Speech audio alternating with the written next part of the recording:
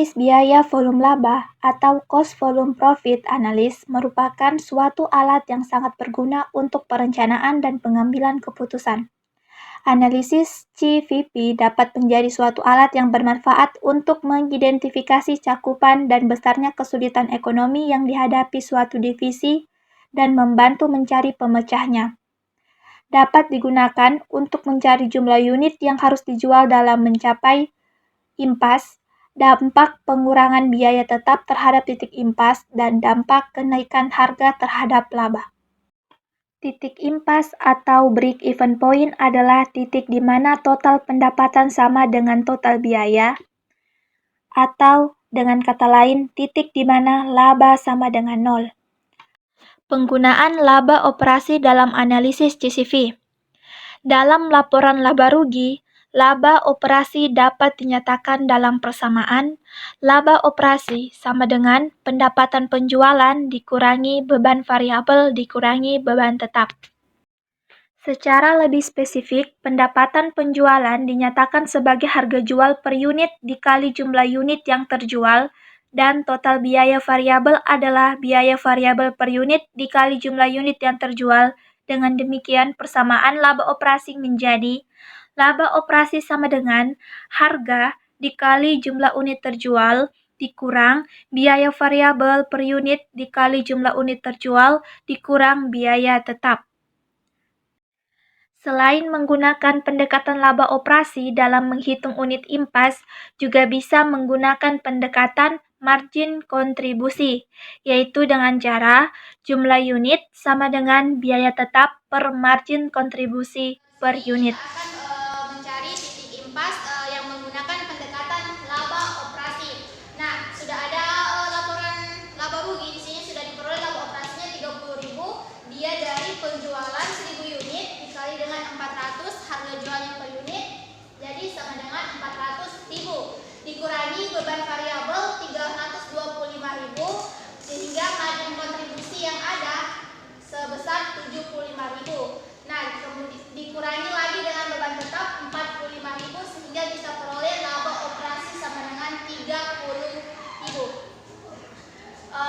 Ini laba operasi sudah diperoleh 30.000 sehingga kan kita ingin mencari titik impas. Titik impas itu adalah ketika laba operasi sama dengan nol. Kita masuk ke persamaan.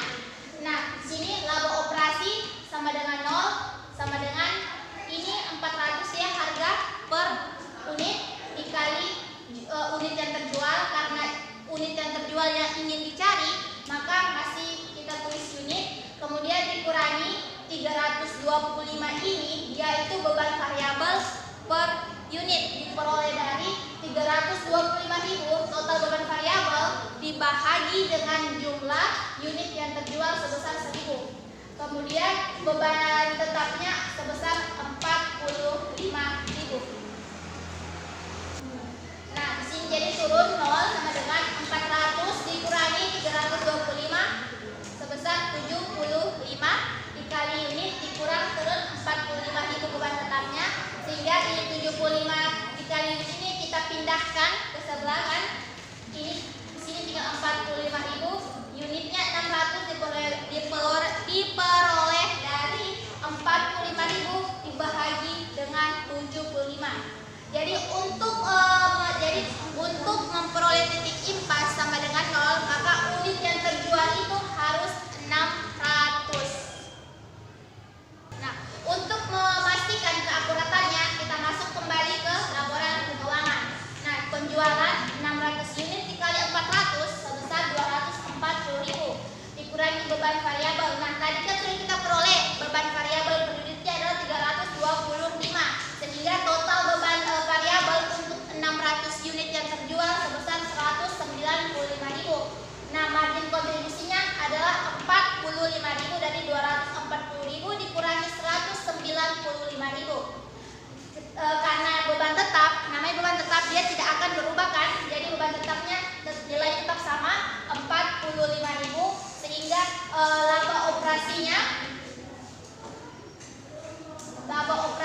adalah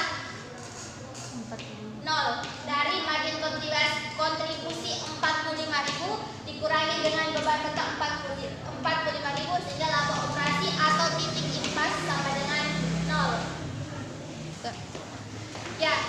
Jadi jika kita mencari titik impas menggunakan pendekatan laba operasi. Nah, sekarang kita pakai langkah yang kedua, yaitu menggunakan margin kontribusi.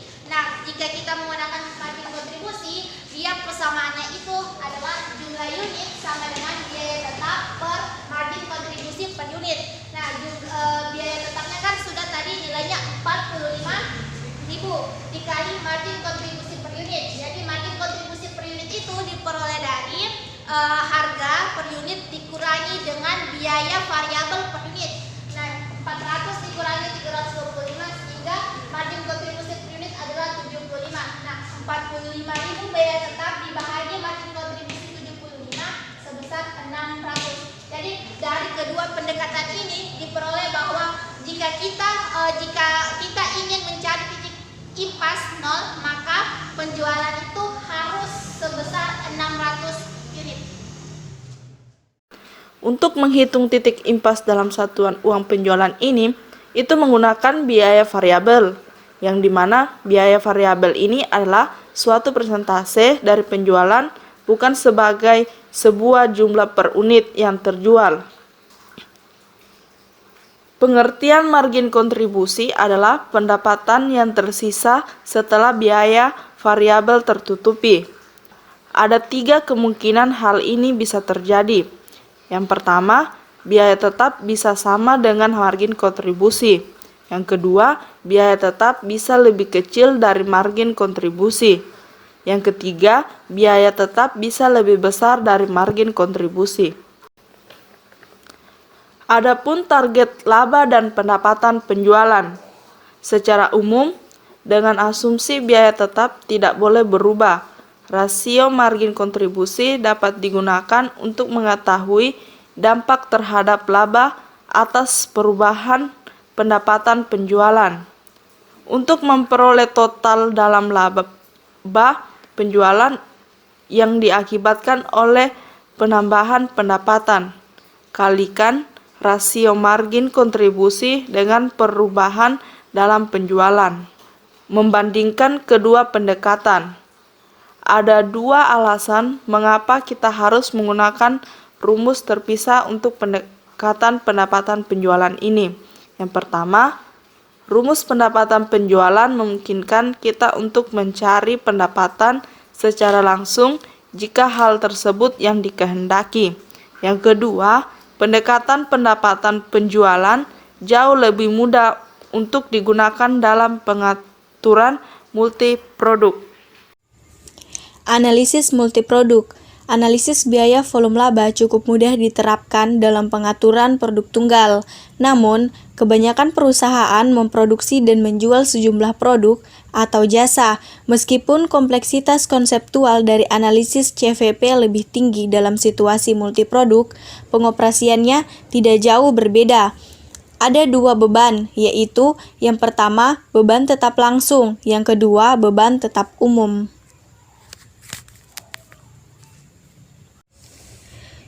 Dalam analisis multiproduk ada 2 pembagian, yaitu 1. Bauran penjualan, di mana dapat diukur dalam unit yang terjual atau bagian dari pendapatan. Bauran penjualan biasanya diturunkan sampai bilangan bulat terkecil. Jadi, bauran relatif dari penjualan 1.200 banding 800 dapat diturunkan hingga menjadi 3:2. 2. Bauran penjualan dan analisis CVP. Multiproduk ini ada contoh kasus di mana digunakan oleh Witter Company. Witter Company ini menjual 2 model jenis mesin, di mana mesin pertama yang dijual oleh mesin manual yaitu seharga $400 per unitnya, dan yang kedua yaitu mesin otomatis yang dijual dengan $800 per unitnya. Yang diharapkan pada departemen pemasaran ini bahwa penjualannya ke tahun berikutnya itu mencapai 1.200 unit mesin manual dengan mesin otomatis yaitu 800 unit. Dalam contoh kasus ini ada laporan laba rugi. Laporan laba ruginya ini di mana penjualannya ini terdiri dari mesin manual 480.000 didapat dari 400 dikali dengan 1.200, dan yang selanjutnya itu untuk mesin otomatis $800 dikali dengan 800 unit yang menghasilkan $640.000 yang memiliki total $1.120.000 dan dikurangi dengan beban variabel. Beban variabelnya ini $390.000 untuk mesin manual dan $480.000 untuk mesin otomatis, di mana totalnya $870.000 dan dikurangi jadi hasilnya itu untuk margin kontribusinya $250.000 terdiri dari mesin manual $90.000 dan mesin otomatis itu $160.000. Terus ada juga dikurangi dengan beban tetap langsung. Jadi kalau dalam analisis multiproduk ini dia laba ruginya ada dikurangi dengan beban tetap langsung dan beban tetap umum. Terus dikurangi beban tetap langsung itu untuk mesin manual itu ada $30.000, mesin otomatisnya $40.000, jadi totalnya itu $170.000 yang menghasilkan margin produknya itu totalnya itu $180.000 dan dikurangi dengan biaya tetap umum menghasilkan margin produknya itu $60.000 untuk mesin manual dan $120.000 untuk mesin otomatis yang dimana memiliki total $180.000 dikurangi dengan beban tetap umum yaitu $26.250 menghasilkan laba operasinya itu $153.750 dan laba operasinya itu menghasilkan $153.750.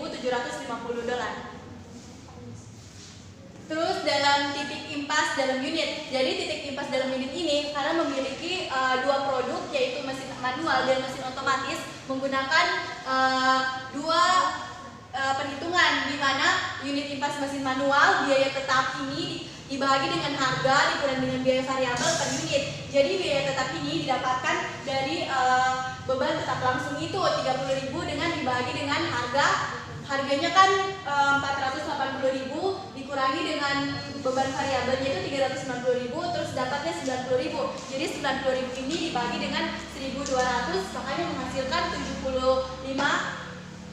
Terus menghasilkan unit impas mesin manual ini menghasilkan 400 unit. Baiklah, di sini saya akan menjelaskan mengenai bagaimana penyajian hubungan CVP atau cost, volume, dan profit secara grafik. Nah, perlu diketahui bahwa penyajian hubungan CVP secara grafik ini dapat membantu para manajer untuk dapat melihat perbedaan antara biaya variabel dan pendapatan. Selain itu, penyajian secara grafik ini juga dapat membantu manajer dalam memahami dampak daripada kenaikan atau penurunan penjualan terhadap titik impas dengan cepat. Di sini saya akan menjelaskan mengenai bagaimana hubungan antara CVP yang disajikan secara grafik. Nah, di dalam CVP itu dia ada dua titik persamaan yaitu pendapatan dan total biaya. Di mana rumus daripada pendapatan itu yang harga dikalikan dengan unit dan total biaya itu biaya variabel per unit dikalikan dengan unit ditambah biaya tetap. Nah, di sini kita masuk pada contoh kasus. Diasumsikan bahwa Tyson Company di sini dia memproduksi sebuah produk dengan data dan harga sebagai berikut, di mana diketahui total biayanya itu sebesar 100 dan biaya variabelnya 5 serta harga jual per unitnya itu 10. Nah, sesuai dengan rumus yang tadi, pendapatan itu dia harga dikalikan dengan unit. Nah, di sini pendapatan itu dia 10. Harga per unitnya dijual dia sebesar $10 dikalikan dengan unit. Nah, kemudian total biaya yaitu ada biaya variabelnya itu sebesar $5 dikalikan dengan unit ditambah dengan $100 biaya tetapnya. Nah, kemudian masuk di persamaan pendapatan. Jika Tyson Company dia menetapkan sebuah jumlah unit yang terjual itu sebesar 0, maka pendapatan yang diperoleh itu adalah 0. Kemudian jika Tyson Company juga dia menerapkan jumlah unit sebesar yang dijual sebesar 20, maka pendapatan yang diperoleh itu 200. Nah, sehingga titik persamaan pada persamaan pendapatan ini ada 0 dengan 0 dan 20 dengan 200. Nah, mengarah pada grafiknya. Di sini kan ada sudah grafiknya. Kemudian untuk titik persamaan tadi kan sudah diketahui bahwa titik persamaan di pendapatan ada dua, 0 dengan 0 dengan 20 dengan 200. Maka Di sini kita ambil garis, yaitu 0, X-nya 0, Y-nya juga 0. Kemudian ya persamaan yang kedua itu X-nya sama dengan 20, maka Y-nya sama dengan 200, sehingga titik yang didapat di sini di tengah ini. Kemudian kalau untuk persamaan biaya, dia asumsikan juga misalnya unit yang terjual oleh Tyson Company itu dia sama dengan 0, maka titik persamaannya itu 0 dengan 100. Kemudian untuk asumsi yang kedua yang terjual sebesar 20, maka titik persamaannya yaitu 20 dengan 200. Sehingga kita bisa mengambil garis bahwa di total biaya untuk persamaan pertama dia 0 dengan 100, X-nya 0 dengan Y-nya sebesar 100. Nah, kemudian titik persamaan yang kedua, X-nya 20 dengan Y-nya 200. Sehingga laba operasinya itu dia sebesar harga dikali unit dikurangi biaya variabel per unit dikurangi biaya tetap untuk unit yang terjual, sehingga didapat harganya kan $10 dikali unit dikurangi biaya variabelnya itu sebesar 5 dikalikan dengan unit dikurangi dengan biaya tetap yang terjual sebesar 100, sehingga yang diperoleh itu 5 dikali unit dikali 100. Nah, di sini kan kita mau mencari berapa besar unit yang dijual oleh Tyson Company sehingga dia mendapatkan sebuah laba. Nah, maka kita asumsikan bahwa ketika terjadi penjualan sebesar 40 unit, maka laba yang diperoleh itu sebesar 100. Dia diperoleh dari 5 dikalikan dengan 40 unit yang terjual, 5 dikali 20 sama dengan 200, kemudian dikurangi dengan biaya tetap unit yang terjual itu sebesar 100, sehingga laba yang diperoleh itu ya sebesar 100. Nah, di sini kan sudah ada grafiknya. Maka jika suatu total pendapatan itu dia garis persamaannya dia berada di bawah daripada total biaya, maka dia menghasilkan daerah yang rugi. Ini dia daerah yang rugi. Kemudian sebaliknya, jika total pendapatan berada di atas total biaya, maka dia menghasilkan daerah laba. Nah, ini dia. Nah, labanya tadi kan diperoleh sebesar 100. Nah, kemudian total pendapatan ini kan dia untuk penjualan 40 unit, total pendapatan yang diperoleh itu sebesar 400. Dan untuk total biaya yang diperoleh atas penjualan 40 unit itu dia sebesar 300. Nah, biaya ini lagi dia terbagi menjadi dua. Ada yang namanya biaya variabel dan biaya tetap. Di mana kalau biaya variabel itu dia diperoleh sebesar 200, kemudian biaya tetapnya itu sebesar 100. Alternatif ketiga memperlihatkan penurunan harga jual per unit sebesar $375 dan meningkatkan pengeluaran iklan sebesar $8.000 akan meningkatkan penjualan dari 1.600 unit menjadi 2.600 unit. Seperti pada alternatif pertama, dampak laba dapat dinilai dengan memperhatikan pengaruh-pengaruh tambahan terhadap margin kontribusi dan beban tetap. Perubahan laba tambahan dapat diketahui dengan 1. Menghitung perubahan tambahan dalam total margin kontribusi. 2. Menghitung perubahan tambahan dalam beban tetap. 3. Menjumlahkan kedua hasil perhitungan tersebut. Dari ketiga alternatif yang diidentifikasi oleh studi pemasaran tersebut, alternatif yang menjanjikan keuntungan paling besar adalah alternatif ketiga. Jadi, dari penjelasan materi yang saya jelaskan sebelumnya, di sini adalah ringkasan pengaruh alternatif 3. Nah, di sini sebelum perubahan harga yang diusulkan dan iklan dengan penurunan harga yang diusulkan dan peningkatan iklan. Nah, ini unit yang terjual sebelumnya adalah 1.600 dan ini adalah harga yang diusulkan sebesar 2.600 unit. Dari masing-masing margin kontribusi per unit adalah $75 per unit dan $50 per unit untuk harga yang diusulkan.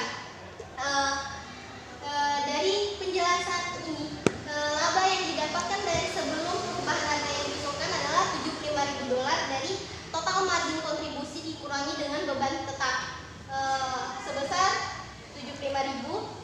Nah, yang untuk yang harga diusulkan adalah $130.000 dari $130.000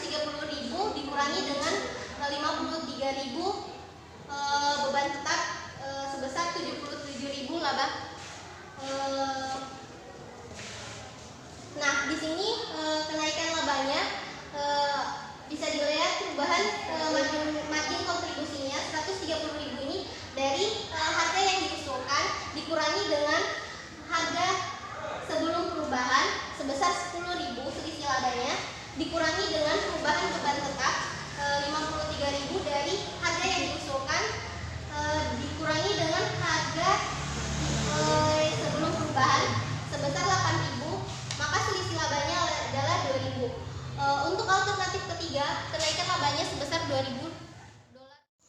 Ya, baiklah, di sini saya akan menjelaskan mengenai dampak dari perhitungan biaya berdasarkan aktivitas terhadap analisis biaya volume laba. Nah, analisis GVP konvensional mengasumsikan semua biaya perusahaan dapat dikelompokkan menjadi dua kategori, biaya yang berubah sejalan dengan volume penjualan atau biaya variabel, dan biaya yang tidak berubah atau biaya tetap. Penggunaan sistem perhitungan biaya berdasarkan aktivitas tidak berarti analisis GVP kurang bermanfaat. Pada kenyataannya, analisis GVP menjadi lebih bermanfaat karena ia memberikan wawasan yang lebih akurat mengenai perilaku biaya. Namun, analisis GVP dalam kerangka berdasarkan aktivitas harus dimodifikasi. Persamaan biaya ABC atau Activity Based Costing dapat dinyatakan sebagai berikut. Total biaya sama dengan biaya tetap dikali biaya variabel per unit dikali jumlah unit ditambah biaya pengaturan dikali jumlah pengaturan ditambah biaya rekayasa dikali jumlah rekayasa. Itu rumus mengenai persamaan biaya activity based costing. Nah, sedangkan laba operasi rumusnya yaitu laba operasi sama dengan total pendapatan dikurang biaya tetap tambah biaya variabel per unit dikali jumlah unit ditambah biaya tetap dikali jumlah pengaturan ditambah biaya rekayasa dan jumlah rekayasa. Sedangkan pada impas laba operasi adalah 0 dan jumlah unit yang harus dijual untuk mencapai impas yang pertama adalah sebagai berikut. Rumusnya yaitu biaya tetap ditambah biaya pengaturan dikali jumlah pengaturan ditambah biaya rekayasa dikali jumlah rekayasa dibahagi harga dikurang biaya variabel per unit. Saya akan menjelaskan kasus perbandingan analisis konvensional dan ABC atau Activity Based Costing. Nah, di sini ada data analisisnya. Data analisisnya itu ada biaya variabel per unit dengan tingkat penggerak aktivitas. Nah, unit yang dijual sebesar $10, sedangkan tingkat penggerak aktivitasnya itu sama dengan 0 atau tidak ada. Sedangkan pengaturan biaya variabel per unitnya itu $1.000 dan tingkat penggeraknya $20. Dan jam rekayasanya itu biaya variabel per unitnya $30 dan tingkat penggerak aktivitasnya sebesar $1.000. Nah, data lainnya total biaya tetap konvensional sebesar $100.000, sedangkan biaya tetap activity based costing itu sebesar $50.000. Nah, harga jual per unitnya itu sebesar dengan $20.000.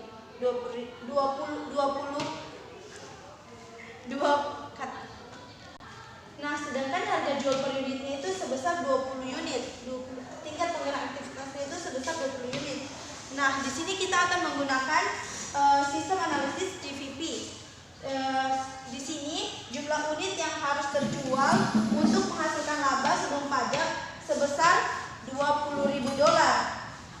Perhitungannya itu jumlah unit sama dengan target laba ditambah biaya tetap dibahagi harga dikurang biaya variabel per unit.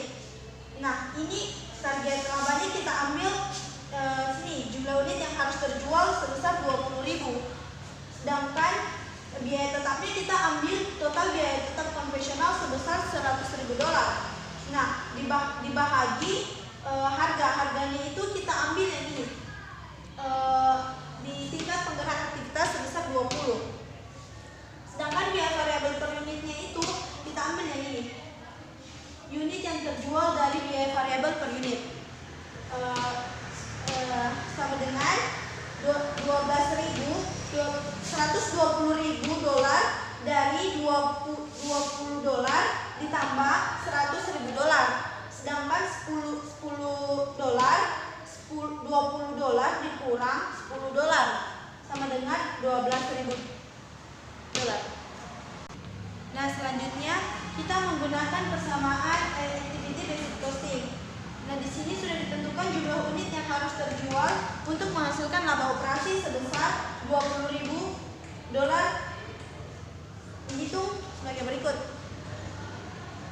Rumusnya yaitu jumlah unit sama dengan target laba ditambah biaya tetap activity basic costing ditambah biaya pengaturan dikali jumlah pengaturan ditambah biaya rekayasa dikali jumlah jam rekayasa dibahagi harga dikali biaya variabel per unit. Nah, jumlah unit sama dengan $20.000, kita ambil yang ini target labanya. Sedangkan $50.000 itu kita ambil yang ini total biaya tetap activity basic costing ditambah $1.000, kita ambil yang ini. Kita ambil yang ini dikali 20 unit. 20 unit ditambah 30, kita ambil jam rekayasanya. Jam rekayasa dari biaya variabel per unit. Nah, dikali 1.000 pengaturan. Kita ambil yang ini.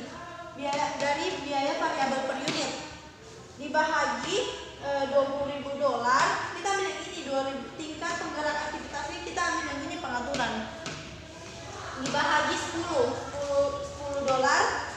kita ambil yang ini biaya variabel per unitnya dari unit yang dijual sehingga menghasilkan $12.000